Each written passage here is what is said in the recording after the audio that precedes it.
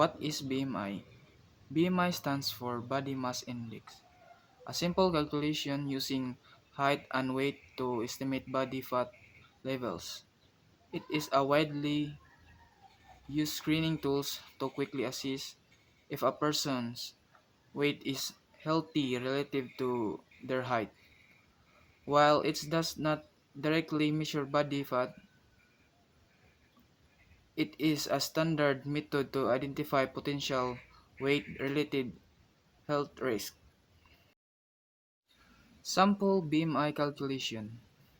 Let us use these measurements. Height 165 cm or 1.65 meters. Weight 60 kg.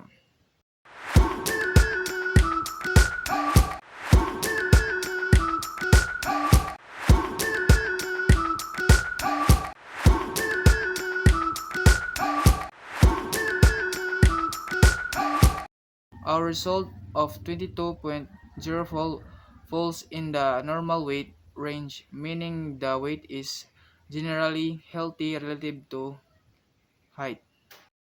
Importance of a healthy BMI.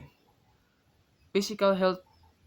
A healthy BMI reduces the risk of chronic conditions like heart disease, type 2 diabetes, high blood pressure, joint pain, and certain cancers.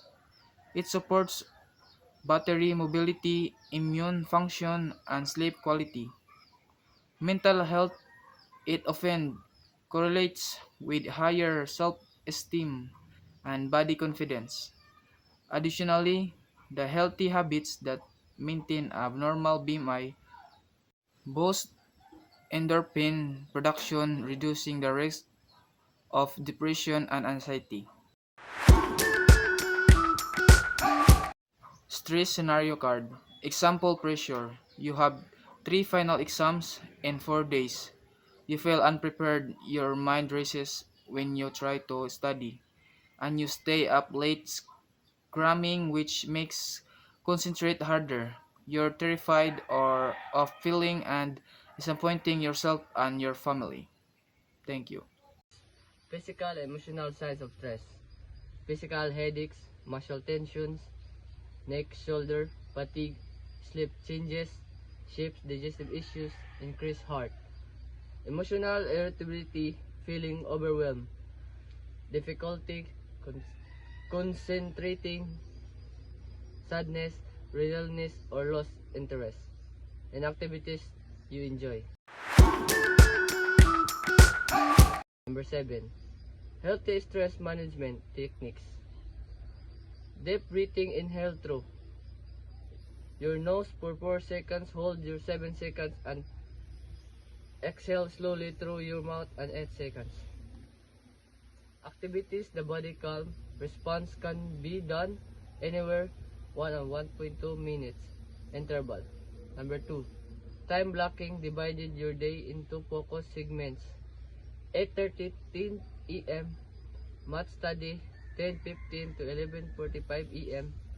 Science will short breaks avoid burnout. This make large take feel manageable and improves focus. Sleep hygiene. Aim for 7 to 9 hours. Off sleeping slightly. Stick to consistent schedule. Avoid screen and 1 hour before bed. Keep on your bedroom cool. Dark, cold sleep. Exchange memory, focus, and emotional regulation. Number 8. Positive versus negative coping strategies. Positive adaptive. Healthy habits that cause harm. They address root issues managed. As impact, talking to a friend, exercising, time management. Negative, maladaptive behavior that offer temporary relief, that create more problems long term. To avoid issue, problems long term, to avoid issue and damage health. Emotional eating, substance use to procrastination, lasting out of others. List of coping mechanism. Positive, deep breathing, meditation, or mindfulness.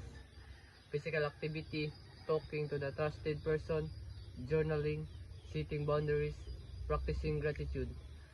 Negative emotion, eating, substance use, excessive screen time to avoid tasks, procrastination, self-isolation, snapping at others, overworking without breaks.